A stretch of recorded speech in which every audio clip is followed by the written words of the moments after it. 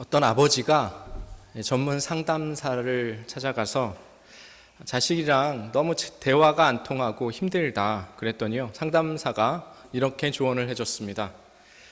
오늘 집에 가서 아버지와 아들이 공통된 주제가 무엇인지 한번 생각을 해보고 그 주제를 가지고 한번 이야기를 해봐라 그랬습니다.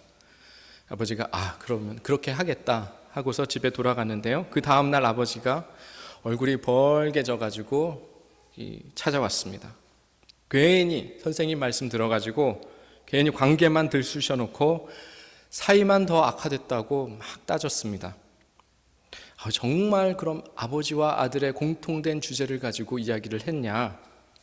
그랬다는 거예요. 뭐라고 했냐 했더니 너 요즘 학점이 얼마나 나오냐? 그랬다는 겁니다. 왜 이렇게 썰렁하죠? 일부에서는 굉장히 웃었는데, 여러분, 자녀 교육이요 굉장히 쉽지가 않습니다. 동서양을 막론하고 빈부의 차이, 학력의 차이를 막론하고 풀기 힘든 문제가 이 자녀와 자식 간의 관계의 문제입니다. 모두가 내가 하면 잘 할 것이다 라고 생각하고 이렇게 막연하게 준비하지 않고 있다가 직접 자녀가 크면서 맞닥뜨리게 되면 정말 힘든 일이 되는 것이죠. 또 많은 경우 우리들에게는 또 언어의 문제, 언어의 장벽이 또 있기도 한 분들이 많아서 어려운 부분들이 많습니다. 어떤 사람에게도 자기 자식은 영원한 강적입니다. 영원히 이해할 수 없는 존재가 자식이고요, 그 심오한 뜻을 알기가 힘든 존재들이 자녀들입니다.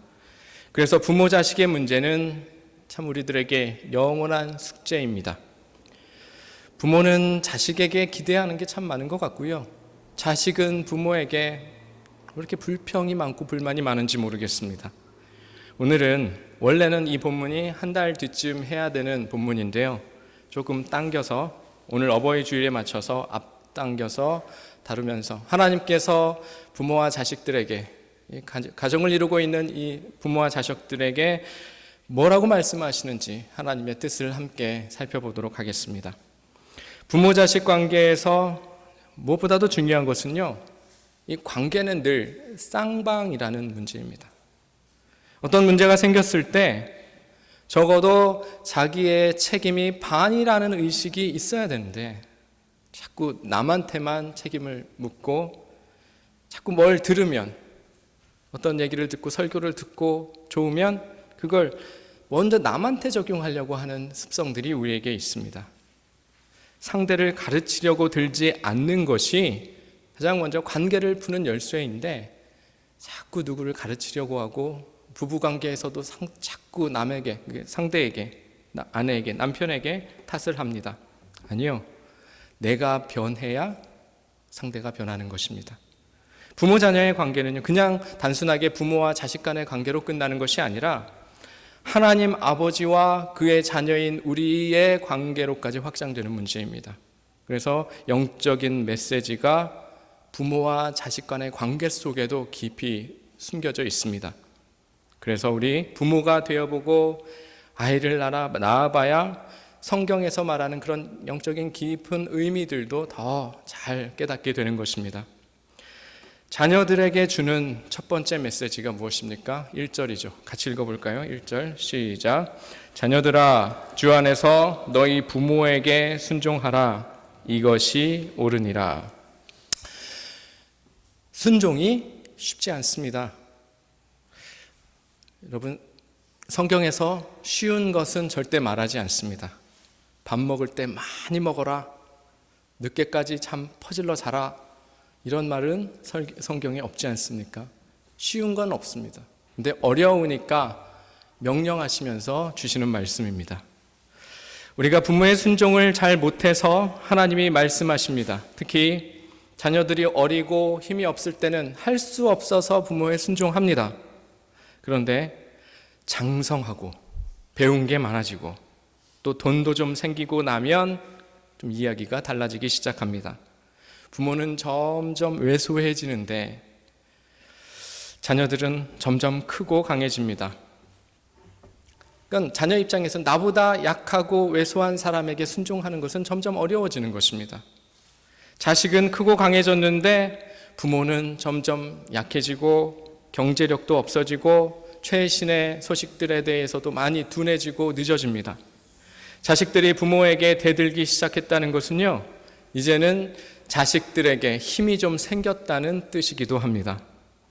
이제 장성해서 돈도 있고 최신 지식을 갖고 있는 자식 입장에서는 부모가 얘기하는 것들은 구닥다리고 쌍팔년도 얘기같이 구태의연하게 느껴질 뿐입니다. 그런데 하나님은 부모를 순종하라고 하시면서 그 부모를 순종하는 것을 통해서 하나님께 순종하는 것을 배우라고 하십니다. 그래서 하나님께서 자신을 가리킬 때 뭐라고 부르라고 하십니까? 하나님 아버지라고 부르라 하십니다. 하나님 폐하가 아니라, 하나님 각하가 아니라 하나님 아버지라고 부르라고 하시는 이유도 거기에 있습니다. 우리가 보이는 부모를 순종하면서 보이지 않는 하나님께 순종하는 것을 연습하라는 뜻도 있습니다. 부모의 사랑은 하나님의 그 무조건적인 사랑과도 많이 닮아 있습니다. 저는 아내가 몇 시간을 걸려서 진통하면서 아이를 낳는 것을 보면서 이게 아이 낳는 게 이게 목숨 걸고 낳는구나 라는 것을 알게 되었습니다. 낳기만 합니까? 키우는 것은 또 쉽습니까?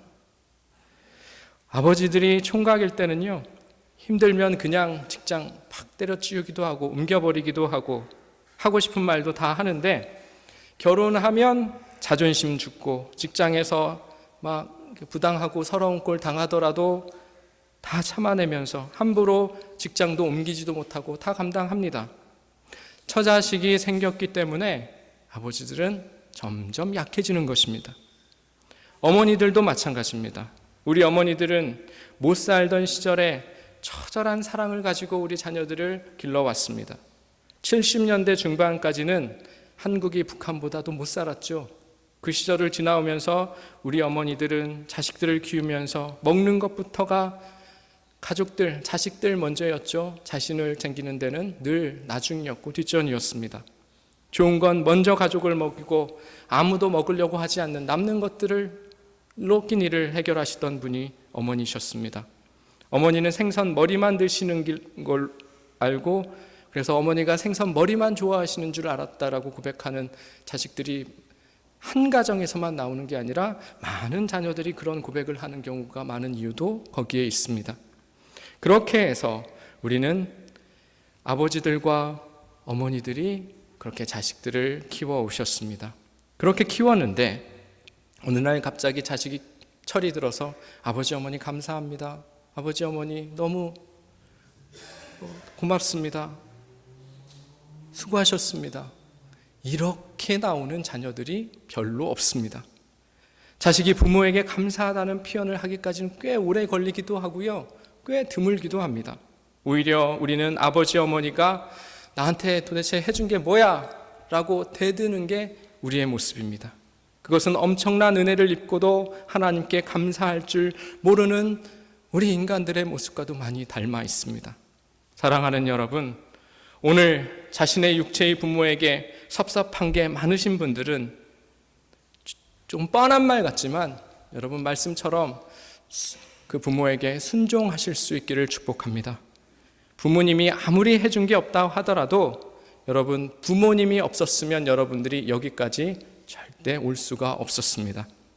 부모님을 공경하라는 말은 그냥 부모님의 꼭두각시 노보처럼 살라는 뜻이 아닙니다. 부모님을 존귀하게 여기라는 말입니다.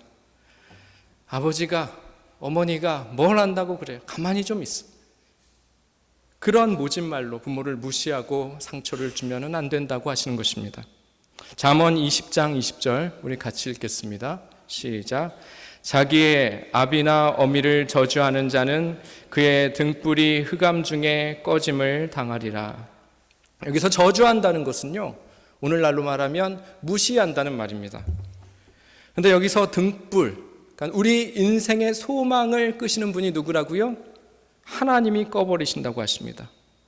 여러분이 굉장한 재주가 있고 날고 뛰는 재능이 있다고 하더라도 하나님이 등불을 끄시면 여러분의 사업 일으킬 수 없습니다. 꼬여있는 관계 풀 수 없습니다. 여러분의 아픈 질병 고칠 수 없습니다. 흑암 중에 또 여러분의 그 등불을 켜실 수 있는 분도 하나님이라고 하고 계십니다. 그 불을 켜는 열쇠 중에 하나가 부모를 공경하는 것이다라고 하고 있습니다.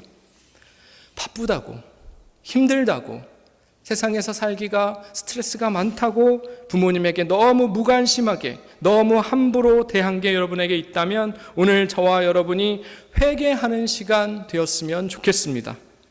자식들을 키워내기 위한 부모의 희생적인 사랑은 하늘 아버지의 사랑과 참 많이 닮았습니다.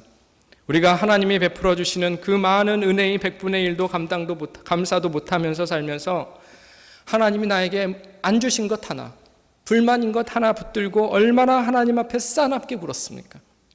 그러나 하나님은 그럼에도 불구하고 자식 못 이기는 부모처럼 우리의 기도를 귀 기울여 주셨고 들어주셨습니다. 하나님은 부모를 순종함으로써 하나님에게 순종하는 마음을 우리에게 가르쳐 주시는 것입니다.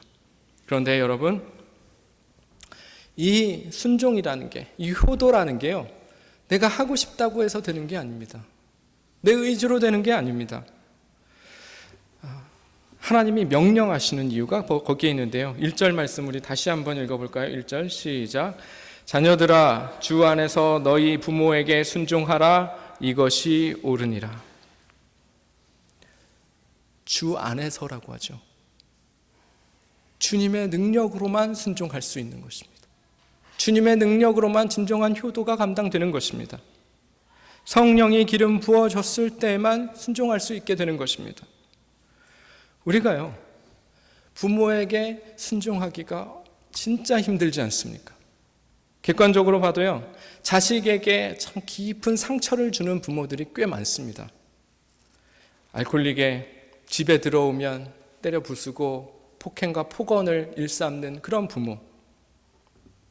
그걸 보면서 자란 아이들이 정말 그 부모에게 순종할 수 있겠습니까? 도박에 빠져서 있는 재산 다 탕진해서 아이는 공부 잘하는데 그런 가정 환경 때문에 학업을 중단해야 됐던 아이, 정말 그 부모에게 순종할 수 있을까요? 아주 예민하고 까다로운 친정 부모 밑에서 살다가 결혼이 약속의 땅인 줄 알고 들어갔더니 거기에는 가나안 7족속보다 더 무서운 시어머니가 기다리고 있었습니다.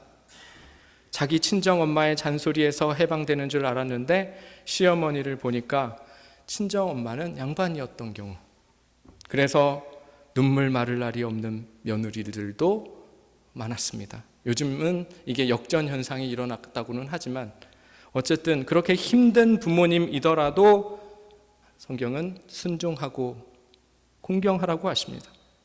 그런데 이게 우리 힘으로 되냐는 것입니다. 우리가 의지를 낸다고 해서 되냐는 것입니다.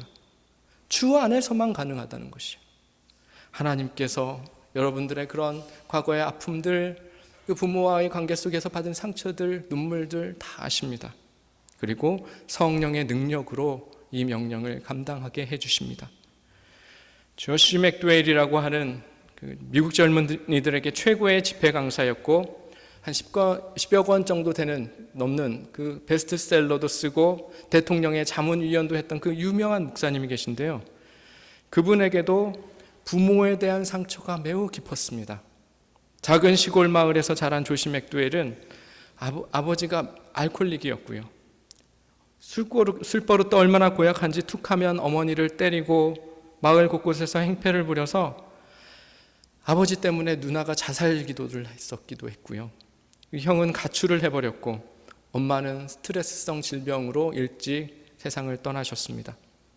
그 작은 마을에서 아버지 때문에 이 조시 맥도웰은 얼굴을 들어고 살 수가 없는 거예요. 그래서 아버지에 대한 증오를 이기지 못하고 집을 나가서 고등학교 졸업한 지 수십 년 동안 한 번도 집에 돌아가지 않고 아버지를 찾지도 않고 살았습니다. 그런데 이 조시 맥도웰이 유명한 목사님이 된 후에 하나님이 끝없이 이 조시 맥도웰의 마음에 아버지를 용서해라, 아버지를 받아들여라라는 마음을 주시는 거예요. 그래서 수십 년이 지난 후에 마침내 아버지가 계신 곳이 어딘지 수소문해서 찾아갔습니다. 그런데 이미 병들어서 병상에서 죽어가고 있었습니다. 이 좌시 맥도웰이 아버지 앞에 다가가서 아버지는 이제는 차마 눈을 마주치지도 못합니다. 그런데 다가가서 꼭 끌어안습니다. 뼈만 앙상하게 남았지만 꼭 끌어안으면서 이렇게 고백합니다. 아버지 사랑합니다. 미워했던 것 다 용서해 주시길 바랍니다. 나는 아버지를 사랑할 수는 없었는데 우리 예수 그리스도께서 아버지를 사랑하십니다. 이러면서 서로 펑펑 울었습니다. 며칠 후에 간호사로부터 이 전화가 왔습니다. 아버지가 하늘나라로 가셨습니다. 소찬 소식을 전한 것입니다. 그런데 맥도웰 목사님이 들었을 때 아니 아버지는 크리스찬도 아니었는데 어떻게 하늘나라 갔다고 천국 갔다고 말씀하십니까? 아니라고. 당신이 돌아가고 난 뒤에 아버지가 병원에 채플린을 찾아가서 채플린을 불러서 내 아들이 믿는 예수님을 나도 받아들이고 믿겠다 고백했고 그 채플린 목사님이 예수를 영접하게도 해주고 세례로 주고 했다고 합니다. 그리고 그 다음 날 하늘나라로 가셨다고 합니다. 하나님이 이 좌시 맥도웰을 목사님으로 하여금 용서할 수 없었던 아버지를 용서하게 해주신 것입니다. 오늘 이 시간 여러분 중에 그동안 부모님과 불화하셨던 분이 계시면 또 부모로부터 깊은 상처를 입고 오랜 시간 동안 관계의 단절로 아파하셨던 분이 계시다면 오늘 주님 안에서 다시 시작하실 수 있기를 주님의 이름으로 축복합니다. 인간적으로 힘들더라도 하나님이 힘을 주실 것입니다. 여러분이 땅에서 풀려야 하늘에서 풀리게 되는 것입니다. 어렵더라도 그렇게 하면 네가 땅에서 장수할 것이다. 오늘 말씀에 그렇게 나오죠. 땅에서 장수할 것이다. 조금 이 축복이 좀 얌체 같은 면이 있어요. 내가 이 축복 받기 위해서 장수하기 위해서 효도해야지. 그런 뜻은 아닐 겁니다. 그렇다고 해서 장수하지 못하는 분들은 다 불효자냐? 그것도 아닐 것입니다. 여기서 말하는 땅에서 장수한다는 것은 원어의 의미는 삶의 퀄리티를 얘기하는 것입니다. 어려운 시련을 당하더라도 하나님의 기름 부으심이 점점 더 너와 함께 하게 될 것이다. 그런 축복이 이 장수라는 말에 담겨져 있습니다. 하나님의 빛이 너와 너의 집안을 지켜줄 것이라는 뜻입니다. 여러분이 하나님의 약속을 믿고 오늘 부모의 관계를 성령님 안에서 회복되고 치유되고 은혜 누리는 여러분 되시기를 주님의 이름으로 축복합니다. 이제는 이 말씀에서 주님이 부모에게 주시는 메시지를 살펴보겠습니다. 4절에 바울은 이 수신인들을 뭐라고 부르고 있습니까? 4절에 아비들아, 아버지들을 찾습니다. 우리는 항상 자녀 교육의 책임이 엄마가 있다고 생각했습니다. 그런데 하나님은 자녀 교육의 주 책임자가 누구라고 지목하고 계십니까? 아버지라고 지목하고 있습니다. 자녀는 이렇게 부모가 함께 키우기는 하지만 저는 그렇게 군대 가서 힘들 때 다들 울면서 이렇게 서러워할 때 엄마 부르면서 울지 아빠 부르면서 우는 놈은 한 번도 못 봤습니다. 그렇지만 그래도 자녀 교육의 최종 책임은 누가 준다는 거예요? 아버지가 준다는 것입니다. 신기한 말이 있죠. 두 가지가 주님께서 우리에게 주시는 말씀인데 4절입니다. 4절 우리 같이 읽겠습니다. 시작.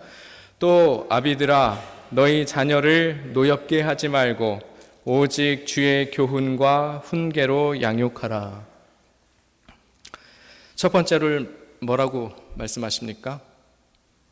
아이를 노엽게 하지 말라고 하십니다. 노엽게 한다는 것은요, 아이가 억울하고 분해가지고 여기 속에서 부글부글 끓고 있다는 것입니다. 열받고 있다는 것입니다. 근데 그 열받게 하지 말라는 뜻입니다. 처음부터 이 얘기가 나오는 것 보니까요, 아이를 열받게 하는 부모가 참 많으니까 그런 것 같습니다. 첫 번째 뭐라고요? 아이를 노엽게 하지 말라. 여기서 노엽게 한다는 것은 아이가 억울하고 분해가지고 이렇게 부글부글 끓는 것인데 그게 첫째고요. 그 다음이 뭐예요? 교훈과 훈계로 양육하라. 그게 둘째입니다. 우리 부모들이요, 항상 이 자녀들을 어떻게 가르치고 어떻게 교육할까를 고민하지만 그걸 하기 전에 뭐가 먼저라고요? 자녀를 열받지 않게 하는 게 먼저라는 것입니다. 이 말씀이 기록된 이 로마 시대에는요, 아버지의 권위가 절대적이던 시대였습니다. 아이가 잘못하면 아버지가 죽여도 되는 그런 시대였습니다. 그런데 그 하나님은 그 절대 권력을 가지고 있는 부모에게 아이를 노엽게 하지 말라는 명령을 하고 계십니다. 이것은요, 당시 문화로서는 굉장히 충격적인 말씀이었습니다. 부모라고 해서 자꾸 자식을 내 마음대로 하려는 우리가 그러지 않습니까? 네 자식을 노엽게 하지 말라. 오늘 저와 여러분이 이 말씀에 좀 충격을 받았으면 좋겠습니다. 그동안 부모들이 자녀 교육에서 크게 잘못했던 게 바로 이 부분입니다. 자녀들을 노엽게 하는. 언제 그러면 자녀들이 노엽게 되는 것입니까? 첫 번째, 서로 화목하지 않을 때 우리 자녀들이 노여워하게 된다고 하고 있습니다. 아버지가 술 먹고 폭언하고 폭행하고 또 어머니는 아버지에게 능력 없다고 욕하고 이런 말 많이 하죠. 절대로 네 애비 같은 남자 만나지 마라. 이게 엄마의 결혼 세미나입니다. 절대로 네 애비 같은 사람 만나지 마라. 엄마가 이렇게 아빠를 죽이면 아이들 가슴속에 영웅이 사라집니다. 아버지는 아이들에게 첫 번째 영웅입니다. 존경할 만한 대상이 사라져버리면 그때부터 아이는 세상의 모든 권위들과 부딪히게 되고 불화하게 됩니다. 잘 조화롭게 살지 못합니다. 대기업 인사관리자 인터뷰 기사를 봤는데 최고 인재들은요, 결정적으로 이렇게 차이가 나는 게 어떤 성적이라든지 업무 능력이 아니라는 것입니다. 결정적으로 어떤 보스와의 관계, 동료들과의 관계, 하급자들과의 관계에서 차이가 나기 시작하는데 이것은 부모와의 관계에서 비롯된다는 것입니다. 그게 씨앗이 된다는 것입니다. 그래서 여러분, 많은 돈을 들여서 어떻게 가르칠까를 먼저 하기 이전에 부부가 서로를 존중하고 존경해야 된다는 것입니다. 아이들 앞에서 아버지가 어머니에게 폭언을 하고 어머니가 아버지를 욕하게 되면 그때 자녀 교육은 끝인 것입니다. 아이들 가슴에 그럴 때 분노가 쌓이는 것입니다. 또 두 번째, 부모의 말과 행동에 일치가 없을 때, 부모의 행동과 말이 일치하지 않을 때 자녀들은 분노하게 되고 열받기 시작한다. 여러분, 솔로몬은 자녀 교육에 대해서 가장 위대한 책을 남겼습니다. 잠언. 세상에서 가장 멋있는 자녀를 가르치는 양육서입니다. 어떤 교육 전문가도 이렇게 남기지 못했습니다. 아들아, 지혜롭게 행하라.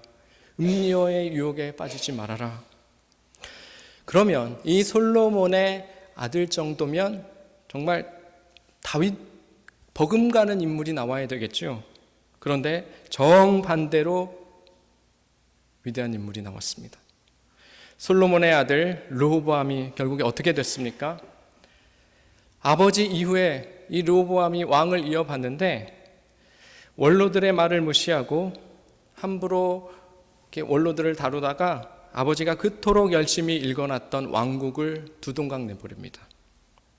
솔로몬 같은 아버지 밑에서 어떻게 이런 아들이 나올 수 있을까 싶은데요. 솔로몬의 아들 르호보암은 아버지가 쓴 책을 본 게 아니라요, 솔로몬의 나중에 왕이 됐을 때의 삶을 보고 배운 것입니다. 솔로몬이 젊고 하나님을 뜨겁게 사랑했을 때, 그때 르호보암은 아직 태어나지 않았을 때였을 것이고요. 그러나 솔로몬이 왕위에 오르고 그리고 나서 태어난 이